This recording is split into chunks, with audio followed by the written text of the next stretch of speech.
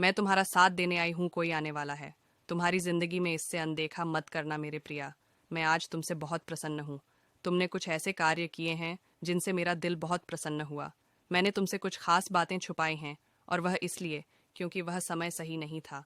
तो इन सारी बातों को जानो, पर तुमने जो कार्य किया उसको देखकर मुझे अब लगा यह सही वक्त है।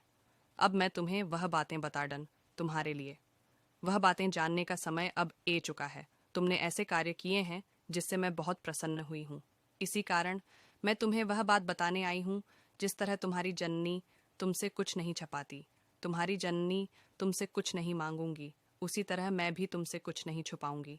इस बातों से तुम्हारे जीवन में परिवर्तन आएगा। इस चिंता में हो तुम मेरे प्रिया। इन बातों को जानने से तुम्हारे जीवन में प्रसन्नता आएगी। तुम्हारे जीवन को एक नई दिशा प्राप्त होगी। तुम अब पहले से ज्यादा सकारात्मक हो जाओगे। तुम बिल्कुल आगे बढ़ते रहो। तुमने खुद को इस प्रकृति से जोड़ लिया।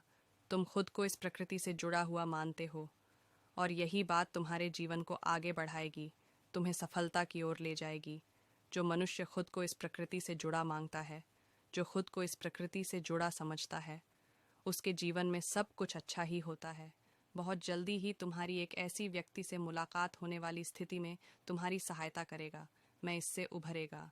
वह इंसान तुम्हारे परिवार में से हो सकता है, तुम्हारा मित्र हो सकता है, कोई भी तुम्हारा अपना ही होगा।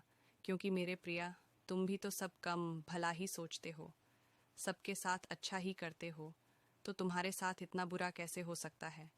कुछ मनुष्य ऐसे भी होते हैं जिन्हें दूसरों की खुशी से दुख पहुंचता है। वह दूसरों की दुख से खुश होते, पर तुम तो दूसरों की खुशी में अपनी खुशी देखते हो, दूसरों के दुख में अपना दुख देखते हो। ऐसा मनुष्य भला इतने वक्त दुखी रह सकता है। तुम्हारे इन्हीं कार्य से तुम परमात्मा के बहुत करीब ए चुके हो। मेरे प्रिया ने अच्छाई के बीज बोए। अब यह बीज एक विशाल वृक्ष बन चुके हैं जो तुम्हें फल देने को व्याकुल है।